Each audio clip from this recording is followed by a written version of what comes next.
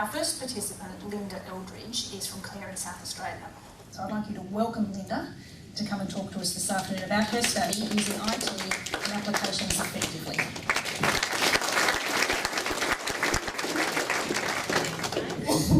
So let's have a go at this technology, see if we can get it going. Okay. Right, so obviously, can you hear me okay? Yeah. Right, thank you.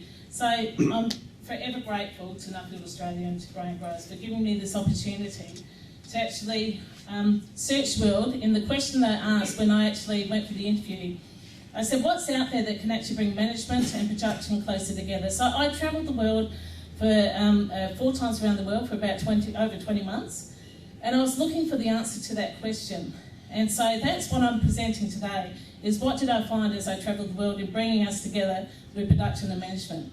I actually live just outside the Clare Valley, and with my husband and children. We've got another property just north as well. And when I say my children, they actually have made the effort to come over and see me. They're really young adults now, and they're carving their way through life and creating their own destiny and choices. But what I do know, and I know this because I do consulting, lecturing, and I've been involved in the family farm myself. I was born onto a family farm, is that the connection that they have with the land is significant. And it's the same connection that past generations have had and future generations will have.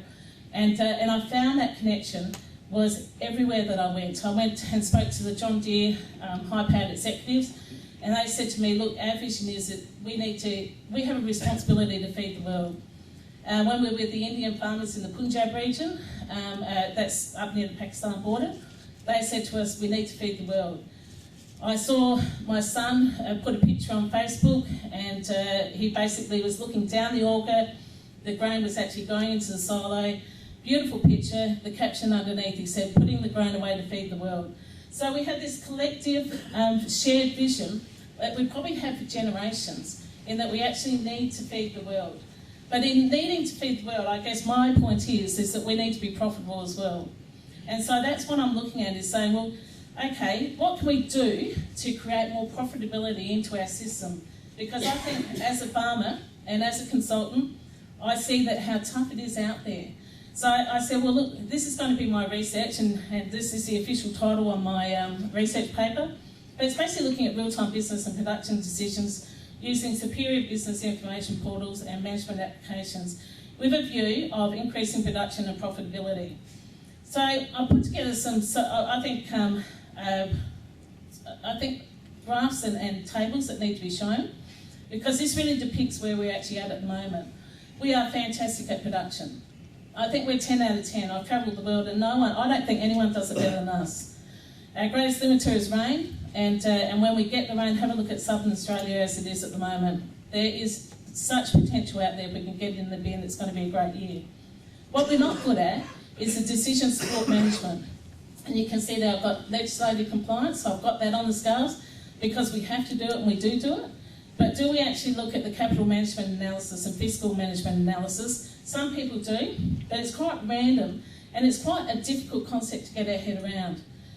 So as a business, we actually need to have a look at a system that is stronger on those sort of analysis type tools. The next graph I want to show you is like where we come from in society. So we've had the agrarian revolution, we've had the industrial revolution, we've had the green revolution, which means that we've been able to increase our output in trying to support where we are now, which is 7 billion people. There's a lot of academics out there, when I was researching my paper, that actually believe for us to actually live in the style that we want to, and we've got China and India who want the same lifestyle as we do, they said that the world can really only support 2.5, 3 billion people. So we are overpopulated, and again, it's a harsh thing when I read this as a humanist, that they actually said the green revolution should never have occurred. But that's the reality that people are talking about out there. So we know that we've got to feed the world. We know that we actually need to look at our profitability. But what's actually happening in our production system? Our production system, I chose to actually look at wheat yields in developing countries, not in developed countries, because I thought this is probably more symptomatic of a system that is basically relying on wheat. In our developing countries, we're finding that they're, shifting some of their production focus to other grains. But have a look at the green revolution from 1960 to around 2000. a steep increase in production, obviously better farming techniques actually drove that as well. But when we actually get to the year 2000, we start to plateau. And this is where my kids start to think that mum's really boring and nerdy, because they start to get quite interested and excited about this sort of analysis. And so, given that we actually know that we're plateauing in our production, and in my report, if you do go and read that, it says we're only actually increasing our production by 1 to 2% per annum. And that's a real concern when we've got an increasing population, and a population that wants more. Now, I think putting this up, this is no science, great revelation to anyone. Farmers' terms of trade, fantastic in the 50s and 60s, and has been declining ever since. So I looked at this graph and I thought, but hang on, what happened in 2006? We had a slight little dip, a slight little increase. And again, I think this is where my kids think I'm really weird, because I like to actually look at this type of stuff. And so I said, well, okay, let's explore what actually happened at that particular point in time. So the next graph that I'm going to show you is actually looking at TFP growth and rainfall. I'll explain TFP if you would like when we actually do the questions, because I've only got 12 minutes, so I haven't got time to explain in depth here. But you can see what's happened. Rainfall goes down, TFP goes down. Rainfall goes down, TFP goes down. Rainfall goes down, TFP went up. And we have to ask why. What happened at that point in time? It's about the same point in time that we saw the increase in the other graph as well. So there's obviously been an adoption of technology that's actually increased that TFP, giving us a slight increase in terms of trade. And so we need to then consider, what was it? Again, I don't think this is any surprise for anyone. It's actually been the adoption of no-till and the investment in technology in no-till. When I say that, there's actually the investment in precision agriculture and also the machinery and bars that we actually all use. Fantastic technology. It's really, it's technology that we can actually see as well. I was quite surprised about this one. Western Australia, leading the way in terms of new cropping equipment. Are we surprised? No. I often say the Western Australians are the cowboys. They're out there doing it. We follow. So good on you, WA. I think this was actually driven by the tax incentives as well. There was a large changeover of equipment. But as a consultant, I thought this is really interesting. I thought this sort of equipment needs to be paid off within 5 years, and this is why I'm seeing such a cash shortage in a lot of farming systems at the moment. So, where to from here? We know that we need to actually produce more. We know that terms of trades are going down. We know that we've done some fantastic investment in technology. I'm not going to talk too much about this one, because I know that Mike talks about it in his presentation, and Gemma had a chat about it as well. Is the silver bullet biotech crops? Maybe not. It's going to help, and it will help us feed the world in the future, but I don't think it's the silver bullet that everyone kind of thinks it is. You've seen this before. Average age of farmers is 57. How to engage young people into the system and get them thinking about the future, thinking about farming as a career, and really enjoying it as well. I've said this before, and it's just a graph that's showing that we will have 9 to 10 billion people by 2050. So I just don't want to think about 2050, I want to think about it beyond. And see, I'm a mum, so I worry about my kids. I worry about my grandchildren. Kids, when you actually give me grandchildren? I worry about my great-grandchildren, because that's what we do as women and mums. And so I'm just going to show you a grab of a movie that's out at the moment. It's called Elysium, and it's really quite horrific, because we do not want to end up with this situation in the world where people are fighting over the resources. We've got the rich that have actually secured the resources for themselves, and we've got the poor battling it out for what's left. I do have some grief a little bit with this movie, because I think actually it's probably already happening in our system, and this is a humanist part of me, because if I look at the boat people, we're obviously not sharing the resources with them either. So it's probably just the boat people in 2154.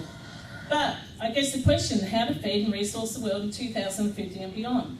So this is where I've come up and I said, all right, what is the one remaining untapped tool for us to increase profitability and production by up to 20% per annum? Again, please read my report. I've got a lot of academic papers about this, where we actually look and say, okay, what can we do? The answer, I think, is analytics, and that's why I was searching for tools that can actually give us analysis, and really deep analysis as to what we can do in our system and how we can be more profitable. So what's out there that gives real-time decision opportunities out in the paddock? I'm just going to talk about big three analytic tools, and I actually nearly put yours in, so I do apologise. I thought I'd stick to three. I did look at yours as well. But I'd actually put it through a matrix, an academic matrix, and I looked at graphing it on breakthrough technology and creating new markets and products. And so I chose these three. There's a fourth one I'm going to talk briefly at the end, which is not on the cloud at the moment. So all these tools are actually on the cloud. So it means my husband, my son, myself, our worker, we can all access the tools and be participating in them. So the first one I'm going to talk about is actually a Perth company called AgWorld. And I think there'd be quite a few farmers out here who actually are already participating in AgWorld. It's a great social community tool. I call it the Facebook of the ag industry. And it brings together the retailer, the agronomist, the farmer, the researcher. It's a swag of information that people get it in a one-stop shop as such. They actually have got great traction in Australia, and when I went overseas, Muddy Boots and Farmgate, which is in the UK, they knew about them and they were worried about market penetration of this product globally over there. Beautiful dashboard, really is great at bringing that information in. Do I actually think that it's actually the game changer as such? I don't. I think it's fantastic. I think it will create efficiency. It will make it much quicker for us to share information. But I don't see it as the big game changer. But the next one I'm going to talk about, I think is maybe a game changer in our system. And it's a tool called ProductionWise. And that's the tool that I said I've got 60 people looking at the moment, plus ourselves. When they actually gave it to me pre-commercialisation, they said to me, we believe that we can actually predict out to 9 months with 90% accuracy what the rainfall is going to be. And my reaction, just like everyone else's reaction, was like, as if. Yeah, that's right, exactly. But we ran it for a year, and my husband's been very involved in this as well. Blown away. In the winter months, it was within 1 or 2 meals every month. Ran it for the second year. This has been the second year. Blown away. Within 1 or 2 meals. I will say the September, October, it fell away a bit last year, so we're looking with interest what happens this year. The 60 students, when I gave it to them and my clients, they said it won't work, and they said, look at this, it's DESO 8, we're not going to get DESO 8 or 9. They just laughed in my face. It's worked for them as well. So here we are, we've actually got a tool that I'm actually trialling out there, and I do have to hand up my report, but I'm doing a huge analysis on this in February, once I get all the 60 people together again. So I think this is such breakthrough technology. This is a game changer for us. If we can actually start planning with some surety of what the rainfall will actually be in winter months.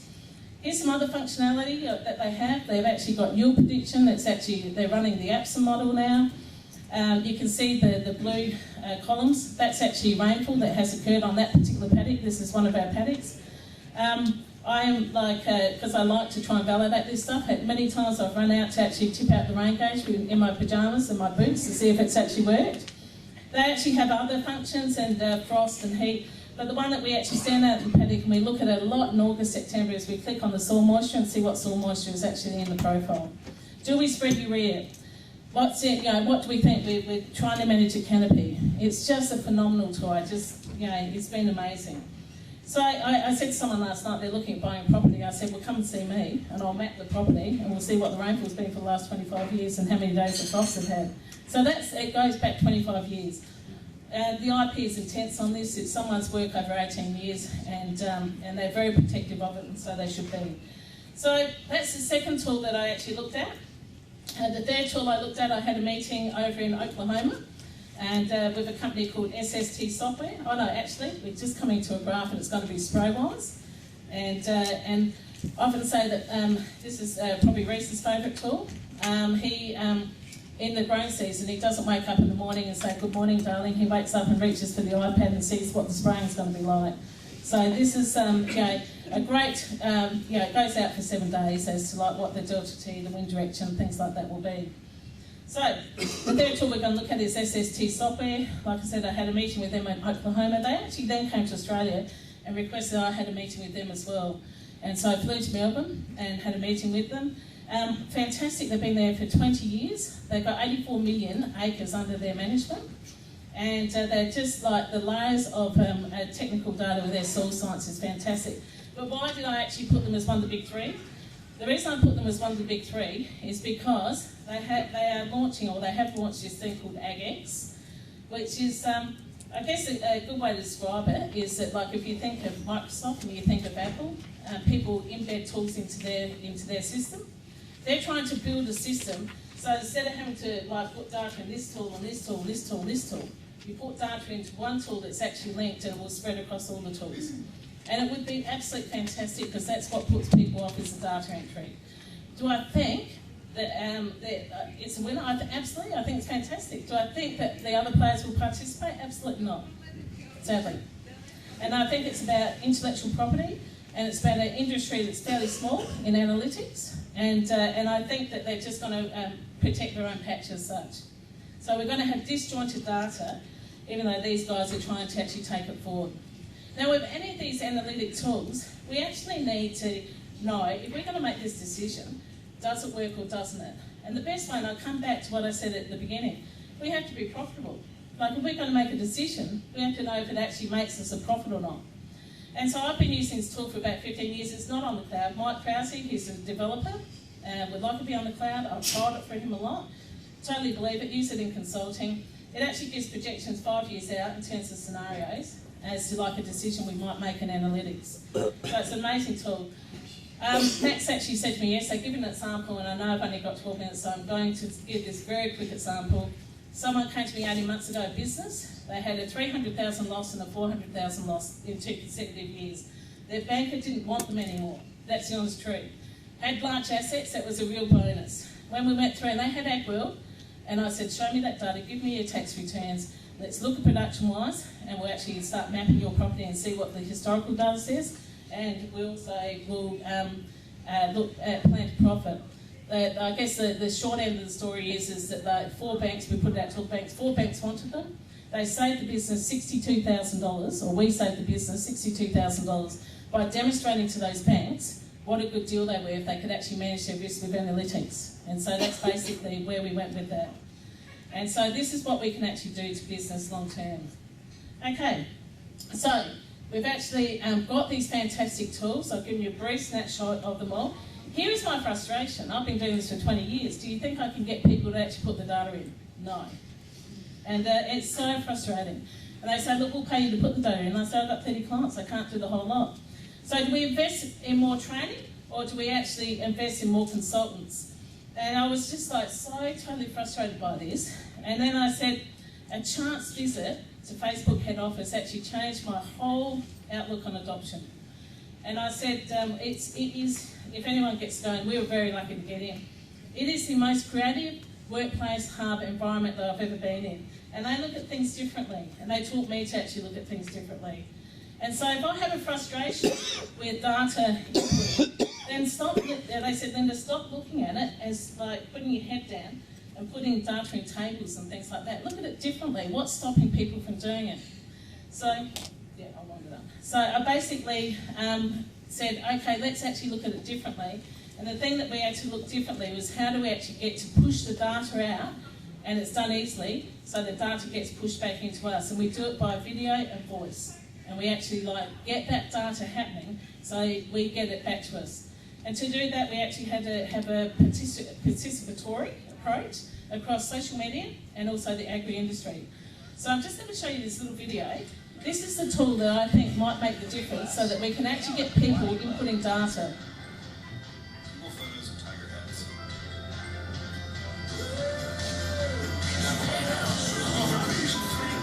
That is awesome. Okay, guys, record a video.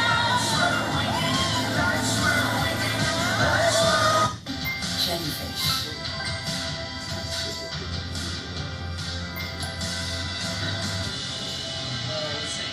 Okay, so it's a thing called Google Glasses, and it's like a computer on a glasses frame. I'm just going to show you a picture, and then we'll wind it up. But this is what I actually believe is like how we can actually get data pushed to these analytical tools. We stop inputting the data. We could actually sort of say, read this barcode, 1 litre per hectare, paddock E4, and it pushes into the analytic tool. We say, what's the yield expectation? It tells us back. So at about $1,400, it's actually being launched next year. And so I think that where I thought iPads and things like that was the technology of our time, now I actually think that this is probably the technology of our time. And particularly in farming, I think it will make a huge difference. I'm going to wind it up there because I am over, surprise. And but what I want to say is that we need to engage the next generation in all of this. We need to actually make it easy. We've got developing countries who actually are probably not as literate as what we are, who will actually have to contribute to the food situation. So we basically need to actually bring that next generation with us in trying to, I guess, build our analytics and actually help them change the world. Thank you.